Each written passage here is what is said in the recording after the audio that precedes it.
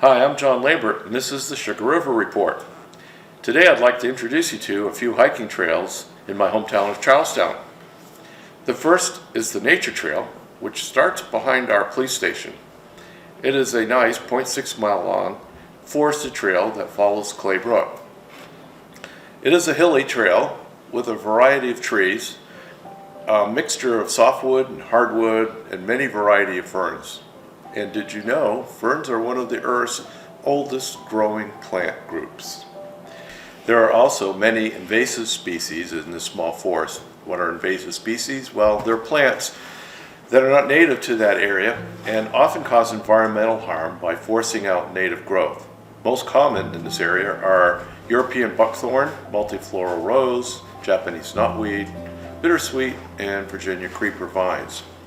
I have found an application on my phone that's called Seek, S-E-E-K, which is good for identifying plants and animals. You just take a picture of it and it identifies it. The upper end of the trail there is another parking area on the Fling Road, and there you will find remnants of an old grist mill. This area is frequently used by School for Nature Education, so you may see some wildlife habitat that was constructed by the students and poetry that might be posted along the way. The next trail is the Great Meadow Trail, and it starts at the boat landing just off the south end of Main Street. Follow the lower landing road to the end, and then look for the start at the southwest corner of the parking area. It is a flat, easy 2.4 mile out and back Connecticut River Edge trail that is a combination of open meadow and tree-lined riparian zone. In 2001, the riparian zone, or buffer, was planted to prevent runoff and nutrients allow them to sink into the ground. It also helps riverbank stabilization and provides biodiversity for birds and animals. You will find the pines, maple, oak, dogwood trees that were planted over 20 years ago. They have grown to make a very inviting canopy to walk beneath. This area is noted for birds, especially during migration periods. Over 200 species have been seen here. In the spring, geese are on the river and in the cornfield on the other side of the trail. Woodchuck, otter, deer have been seen here. In the fall, the state brings in pheasants, so you may see some hunters. I suggest you wear some bright colored clothing during hunting season. This is a dog-friendly trail, but please pick up your pet's droppings. Another popular area is the Reservoir Lot, which is located on North Hemlock Road, and the main entrance for parking is just across the road from Blueberry Hill Road. Look for the kiosk with the trail map. You will see several trails that are from 1 to 2.5 miles long.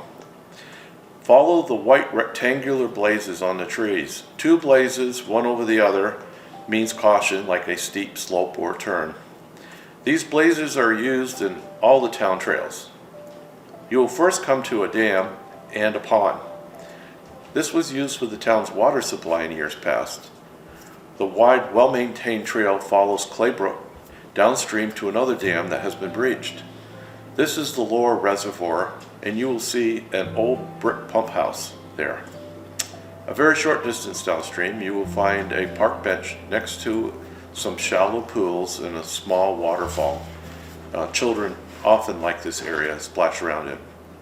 You will find that it is notably cooler along this trail because of the trees that offer not only shade, but a cooling effect. The trees transpire moisture, which absorbs heat and releases it to the upper atmosphere and forms small water cycles. One 30-foot high tree can equal the cooling effect of 10 room air conditioners. If you continue to follow the trail downstream, you will see the remains of rock dams, probably one of many that were used to power mills years ago. There is a nice wooden footbridge that leads to another parking area that is just 1/2 mile west of the main trailhead. This lower trail and parking area was donated for public use through the conservation easement provided by the Swift family. and managed by the Upper Valley Land Trust. So please respect this area and do not litter. If you had taken a turn by the park bench at the mid-trail kiosk, you would climb to a rise and loop back to the main trail or continue on the old Ackworth Stage Road. A third choice would have been to follow another path and end up north on North Hemlock Road, just a short distance south of the main trailhead. Look at the map on the kiosk for a much better description and follow the white blazes. There have been sightings of beavers, otters, and mink in the brook, and deer, moose, and skunk, and weasels, and fisher cats in the woods. The newest and oldest trail is the Crown Point Trail.